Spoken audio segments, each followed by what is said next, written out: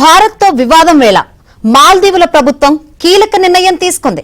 భారత ప్రధాని నరేంద్ర మోదీపై మాల్దీవుల ప్రభుత్వం వ్యాఖ్యలతో కొద్ది కాలంగా ఇరు దేశాల మధ్య ఉద్రిక్త వాతావరణం నెలకొంది. దీంతో మాల్దీవుల పర్యాటక రంగం భారత్ నుంచి బాయ్కాట్ ను ఎదుర్కొంటోంది. ప్రస్తుతం భారత్తో వివాదం నడుస్తున్న వేళ బాలీవుడ్ స్టార్ కత్రినా కైఫ్ ను మాల్దీవుల టూరిజం బ్రాండ్ అంబాసిడర్ గా ఎంపిక చేయడం చర్చనీయాంశంగా మారింది.